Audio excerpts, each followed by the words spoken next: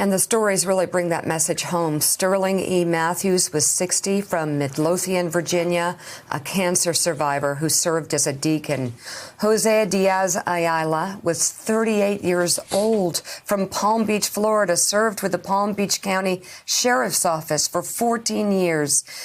And Kira Schwartz was 33 from New York, who volunteered for pet rescue organizations all the time. A 33-year-old New Yorker who helped with pet rescue, a 38-year-old Florida sheriff.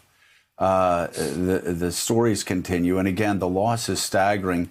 Jonathan Lemire, what is the White House reaction to where we find ourselves now? I know the president, even though he criticized Barack Obama, was... of course, for golfing, has golfed so much more than Barack Obama this far in, and did it again yesterday in the midst of this crisis.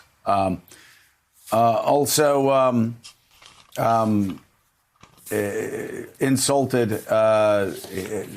his last opponent, retweeting something that called her a, quote, skank. Constant attacks for Nancy Pelosi, at Nancy Pelosi. Even though America, for the most part, has come together to bend the curve, this president does not seem to be anything resembling a president that wants to bring the country together. More and more people are concerned that he's unmoored and more, I think, tragically, unmoved by the nearly 100,000 dead Americans. Joe, a note on the front page of the New York Times first, where I think is so powerful about that list of names, is that it's what's not there. What was displayed on the front page is only 1/100th of the list who have died. It's a fraction, a very, very small percentage of those who have died from this pandemic, and a number that is only going to increase dramatically, potentially, as the months go on, particularly if there are subsequent waves. And you and John Meacham were talking about the portraits of grief that the Times did so movingly after September 11th. They basically said they can't do a similar effort here. That was 3,000 names. This is 100,000 and climbing. There's no way to report out and write out every story of a life lost to this pandemic. In terms of the White House, the president yesterday resumed golfing. It was his first time golfing since the pandemic really came to American shores. He traveled to his golf club in suburban Virginia. It's part of his effort to show Americans that things are getting back to normal. We see it's Memorial Day weekend. We are seeing beaches crowd, some Cape Beaches crowd disturbingly without any social distancing. We are seeing the president. He's been taking weekly trips now to battleground states. He was, of course, in Michigan this past week, and there was a flap about him not wearing a mask, not in public. He is trying to turn the page on the public health crisis part of this and really focus on the economy. That yesterday, a sign of returning back to regular life by golfing, coming on the heels of Dr. Birx on the briefing on Friday, stressing over and over and over that golfing in particular would be something that would be safe. The president's going to travel again this week. He's going to mark Memorial Day at Arlington National Cemetery, an event in Baltimore as well. He's expected to go to Florida later in the week. Additionally, but right now, this is the Times yesterday, that moving tribute, that is not where this White House is. It took until this weekend, in fact, Joe and Mika, for them to finally lower the flags to half-mast as a tribute to those who have died. Just want to point two more names out to you, Joe, because there was a mention of the portraits of grief on 9/11. These somehow sting. Mike Field, who was 59, he's from Valley Stream, New York. He was a first responder during the 9/11 attacks. And Albert Petroselli, 73, from New York City, was a fire chief who answered the call on 9/11. And I remember the police officers and the fire chiefs and the fire and rescue officials who were hiding in a school on 9/11. I was in there with them, and I remember them running back into the buildings, knowing perhaps it would be the last moment they spoke on the phone with their wives, but they did it. They served. They responded and answered the call, and yet this country was terribly unprepared to save them. Yeah, you always talked about how, as one of the towers came down, you all went running into a school, and there were the first responders They were that were in there with you. And even before the dust settled, they were crawling out the front door, making their way back to the towers. Jon Meacham, you've written a book that so many Americans connected with, The Soul of America. And just would love for you to give us a few thoughts this Sunday morning about the soul of America. And to me, at least, there seems to be a great contrast between the soul of America and some of our leadership in Washington, D.C., and around the country in governors' mansions. Because when you see as many Americans coming together as they did to bend the curve, you suddenly realize that pictures of people carrying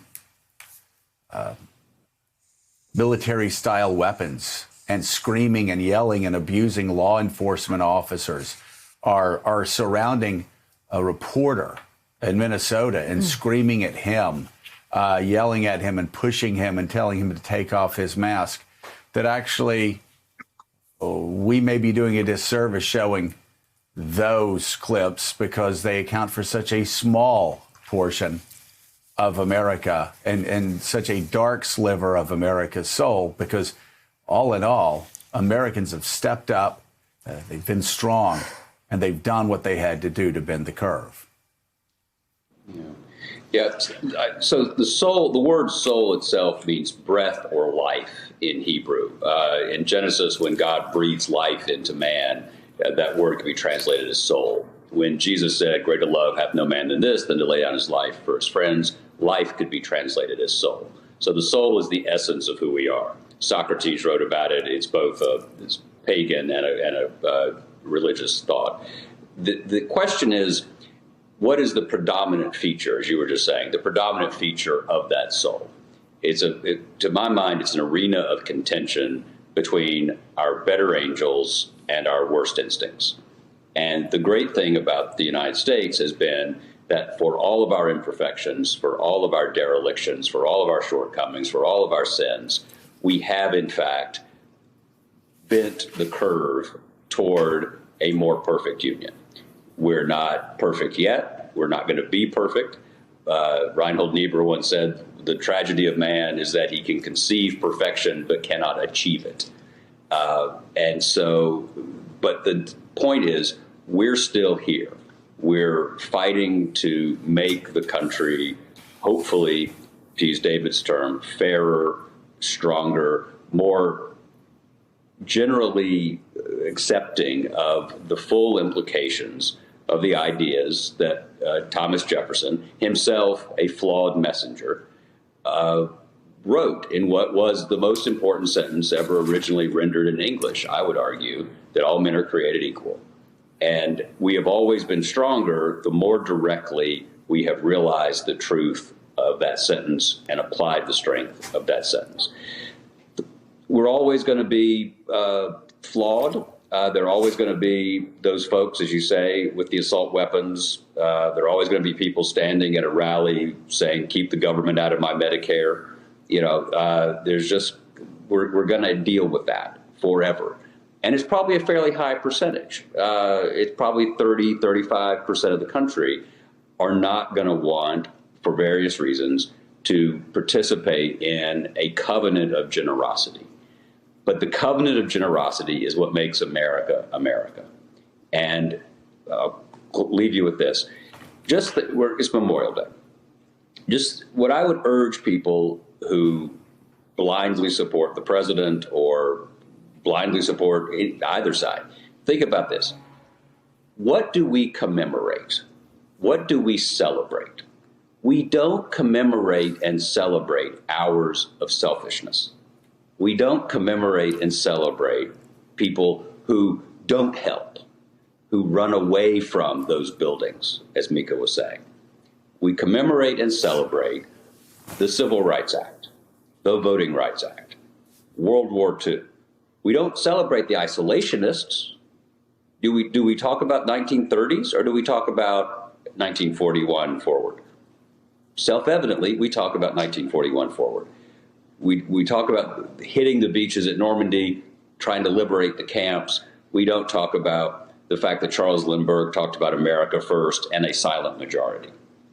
So there's a vernacular of selfishness that runs throughout the country, but there's also, God willing, these instincts to heed those better angels. And that's where you want to be. That's the side of history you want to be on. And we have them still outnumbered.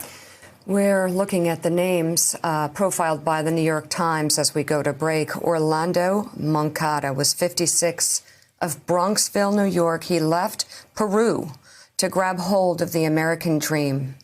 John Schafstall was 41 of Terre Haute, Indiana, a volunteer youth football coach. And Israel Sows, 22 of Broken Arrow, Oklahoma. Israel was a new father. John Meacham, thank you very much. Still ahead, a look at some of the must-read opinion pages from around the nation. Plus, Joe Biden warned back in January about the threat posed by the coronavirus and President Trump's inability to manage it. The former vice president is out with a new ad about the crisis, and we'll show it to you next. Thanks for checking out MSNBC on YouTube, and make sure you subscribe to stay up to date on the day's biggest stories. And you can click on any of the videos around us to watch more from Morning Joe and MSNBC. Thanks so much for watching.